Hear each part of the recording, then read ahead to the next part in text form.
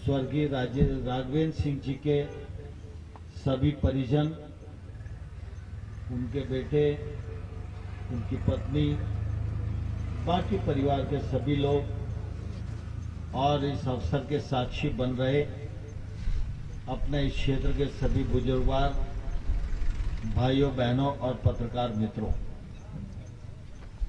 आज स्वर्गीय राघवेंद्र सिंह जी की प्रतिमा का अनावरण हुआ है। मैं इस अवसर पर अपनी ओर से, भारतीय जनता पार्टी की ओर से और भारत सरकार की ओर से उनके चरणों में बहुत बहुत नमन करता हूं। उनको इस अवसर पर अपनी ओर से श्रद्धा सुमन सौंपता हूं। हम सब मुरैना जिले के निवासी हैं। मुरैना जिला विशेषताओं से भरा हुआ जिला है।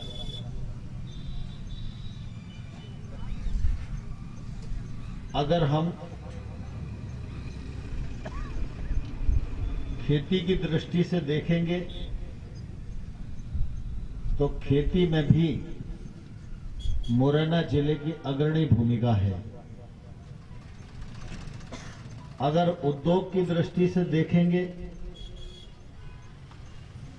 तो ऑयल इंडस्ट्री के मामले में भी मुरैना जिले की अग्रणी भूमिका है। अगर हम मिलिट्री में और अर्धसैनिक बलों में सेवा करने की दृष्टि से भी देखेंगे तो मुरैना जिले की अग्रणी भूमिका में हम अपने आप को पाएंगे। आध्यात्मिक दृष्टि से अगर आप देखोगे तो भी मुरैना जिले की परंपरा बहुत समृद्ध परंपरा है। नागाजी महाराज को ले, लोचनदास जी महाराज को ले, सनिचरा के पास पर्वत पर रतनदास जी महाराज को ले, लखनदास जी महाराज को ले, करय धाम को ले, ये वो संत हैं जिनके नाम मैं ले रहा हूं, जिनसे ईश्वर की सीधी बातचीत होती है। मतलब सामान्य बाबा नहीं है कि भगवा कपड़े पहने हों। ये उस कोटि के महात्मा हैं जो ईश्वर के समतुल्य रहे। और वैसे भी अगर हम देखें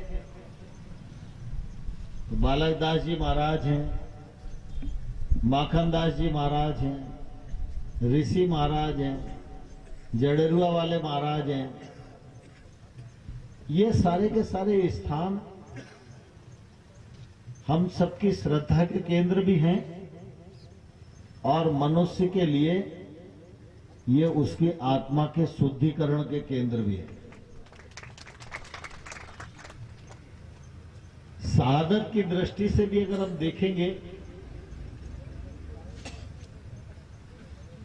तो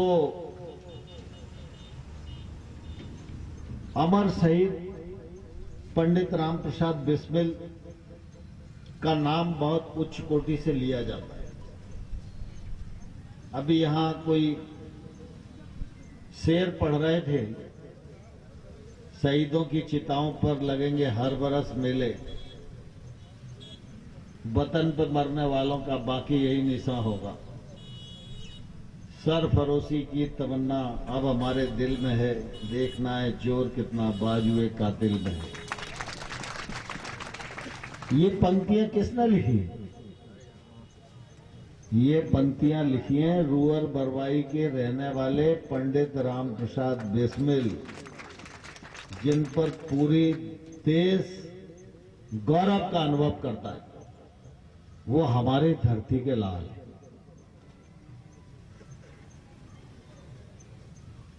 आजादी के बाद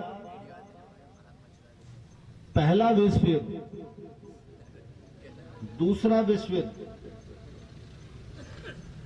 भारत और चीन का युद्ध, भारत और पाकिस्तान का युद्ध, कारगिल का युद्ध, ऐसा कोई युद्ध नहीं है जिस युद्ध में इस क्षेत्र के लोगों ने भारत माता की रक्षा करते करते अपने प्राणों का बलिदान नहीं किया। आज हम सब लोग अगर मुरैना जिले को घूमकर देखें तो जिस प्रकार की छतरी राघवेंद्र सिंह जी की बनी है, ऐसी छतरी अनेक गांव में हम लोगों को बनी हुई दिखाई देगी। ये छतरियां बनना, सैनिक का ये सम्मान स्थापित करना, इसके लिए अगर किसी एक व्यक्ति को श्रेय दिया जा सकता है तो वो हमारे देश के नेता अटल बिहारी वाजपेयी जी हैं। अटल जी प्रधानमंत्री थे, उसके पहले मिलिट्री में, अर्धसैनिक बलों में, बॉर्डर एरिया में, सियाचिन में तमाम सारी मृत्यु हमारे सेनानियों की होती थी, लेकिन उनकी देह कभी उनके घर पर नहीं आती थी। सिर्फ उनके कुछ कपड़े ही आते थे, जिन कपड़ों का संस्कार करके घर वाले संतोष कर लेते थे। अटल बिहारी वाजपेयी जब प्रधानमंत्री थे तब कारगिल का युद्ध हुआ। कारगिल के युद्ध में हम सबको इस बात का गौरव है कि उस युद्ध को हम मैदान में भी जीते और टेबल पर भी जीते। इससे पहले के युद्ध मैदान में हमने जीते, लेकिन टेबल पर हम हार गए। कारगिल का एक ऐसा युद्ध है जहां दोनों जगह हम जीते। उस युद्ध में जितने सैनिक बलिदान हुए, तो अटल जी ने उसी समय तय किया था, किसी भी सैनिक का बलिदान हो, चाहे वो सेना में हो, चाहे वो अर्ध सेना में हो, उसका संस्कार राजकीय सम्मान के साथ किया जाएगा। और उसी समय उन्होंने ये तय किया था कि एक सुंदर सा बॉक्स बनाकर उसकी देह को ट्रीटमेंट करके और ससम्मान उसके घर परिजनों को सौंपने उस बटालियन के लोग जाएंगे, उस रेजिमेंट के लोग जाएंगे। तभी से आप सब लोगों को मालूम है, उससे पहले कोई प्रतिमा नहीं थी, लेकिन तब से मिलिट्री में भर्ती होना, मिलिट्री में बलिदान होना, कोई बलिदान हो जाए तो उसको याद रखना, उसकी याद में कार्यक्रम करना, उसकी प्रतिमा को स्थापित करना, ये एक तौर से पूरे देश में सिलसिला शुरू हो गया है। मैं कई बार कहा करता हूं कि हम लोग तो ऐसे जिले से हैं कि अगर औसत लगाओ तो साल भर में 12 ऐसे शरीर आ जाते हैं जिन्होंने अपना बलिदान किसी न किसी रूप में सेना के माध्यम से किया है। हर महीने, दूसरे महीने एक आध डेड बॉडी अपने क्षेत्र में आती ही है। आप अगर देखेंगे तो ध्यान में आएगा कि व्यक्ति नौकरी करके, धंधा करके पैसा तो कहीं भी कमा सकता है, लेकिन दो सेवाएं बहुत महत्वपूर्ण हैं। एक सेवा है मिलिट्री में काम करना और दूसरी सेवा है किसानी करना। मैं दोनों को बराबरी से तराजू पर तोलता हूं। आपको लग रहा होगा किसानी और फौज दोनों एक सी कैसे हो सकती हैं? वो इसलिए है कि व्यक्ति के पास पैसा तो हो सकता है, लेकिन अगर किसान किसानी नहीं खरीद करे तो गेहूं और चावल उपलब्ध नहीं होंगे तो हम पैसे से खरीदेंगे क्या। आज किसान किसानी कर रहा है, काफी तकलीफ में कर रहा है, गांव में रहकर कर रहा है, लेकिन जो किसानी का काम कर रहा है वो अपनी कमाई के लिए तो कर ही रहा है, लेकिन साथ ही साथ उसका यह करना पूरे देश का पेट भरने के काम आता है। अगर वो किसानी न करे तो पैसा होने के बाद भी देश भूखा मर जाए। और ठीक इसी प्रकार से व्यक्ति पैसा तो कहीं भी कमा सकता है, लेकिन जब वो मिलिट्री में जाता है तो उसके मन में देशभक्ति का जज्बा होता है।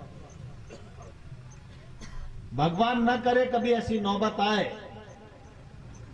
लेकिन जब वो मिलिट्री में नौकरी कर रहा है, सीमा पर तैनात है, माइनस डिग्री में तैनात है और दुश्मन की तरफ से गोली आई, दुश्मन की तरफ से हमला हुआ, आतंकवादी ने फायर किया, तो वो व्यक्ति ये नहीं सोचता मैं थरा गांव का हूं, वो ये नहीं सोचता मेरी पत्नी गांव में है, उसको ये ध्यान नहीं रहता कि उसके बेटा बेटी भी हैं। उसके ध्यान में सिर्फ एक ही बात रहती है कि सामने से गोली आई है तो मैं सामने वाले को गोली मार दूं या फिर मैं इस धरती पर शहीद हो जाऊं। इस भाव से लोग मिलिट्री में काम करते हैं और इसलिए आज देश सुरक्षित है। 130 करोड़ का देश, मिलिट्री कितनी है? 10 लाख। लेकिन 10 लाख में से कुछ लाख लोग बॉर्डर पर छाती अड़ाए खड़े हुए हैं कि यहां से हम दुश्मन को निकलने नहीं देंगे, पहली गोली आएगी तो अपनी छाती पे झेलेंगे, इसलिए हम थरा में और मुरैना में आराम की नींद सो रहे हैं। जिन लोगों ने सेना में काम किया, सेवारत रहते हुए मृत्यु को प्राप्त किया, ऐसे दिवंगत आत्माओं का अभिनंदन होना चाहिए, स्वागत होना चाहिए। और इसीलिए मैं सुनावली भी गया, जबकि सुनावली मेरा कार्यक्रम नहीं था। 14 तारीख को आप कार्यक्रम करना चाहते थे, मैं 14 को आने की स्थिति में नहीं था। आपने 16 किया, उसके लिए हृदय से धन्यवाद, जिससे मैं भी राघवेंद्र सिंह जी के चरणों में पुष्प अर्पित कर सका। और सुनावली के कार्यक्रम के लिए मेरी व्यस्तता के कारण समय नहीं था, लेकिन जब यहां से गुजर रहा हूं और थरा आ रहा हूं और सुनावली में शहीद के दर्शन नहीं करें तो ये भी अच्छा नहीं होगा, इसलिए मैं सुनावली भी गया, वहां भी शहीद के दर्शन किए, अपने पुष्प अर्पित किए और आज आप सबके बीच में भी यहां उपस्थित हूं। इस अवसर पर आप सब लोगों को मैं यही कहना चाहता हूं कि इस प्रकार के कार्यक्रम को इवेंट मत समझिए। वर्षी है तो भोजन तक सीमित मत रहिए। अगर हम इस कार्यक्रम में हैं तो शहीद की शहादत को समझें, दिवंगत की भावनाओं को समझें, देश को समझें, भारत माता को समझें और देश के प्रति हमारा दायित्व क्या है ये समझें और उस दायित्व को हम कैसे पूरा कर पाएंगे उस योजना पर काम करें और दिवंगत शहीदों के जीवन से प्रेरणा लेकर उसके प्रकाश में अपने जीवन का मार्ग प्रशस्त करें, तो मुझे पूरा विश्वास है कि हम सबका ये जीवन भी सार्थक होगा और परलोक भी सार्थक हो जाएगा, अगर इस भावना से हम सब लोग काम करेंगे। आज इस मौके पर राघवेंद्र सिंह जी के चरणों में प्रणाम और उनके सभी परिजनों को इस अच्छे कार्यक्रम की आयोजना करने के लिए मैं हृदय से बहुत बहुत दोनों बेटों को, प्रदीप को और धर्मेंद्र को और भाभी जी को बहुत बहुत इस अवसर पर उनकी प्रशंसा करता हूं, उन्हें धन्यवाद देता हूं। जय हिंद।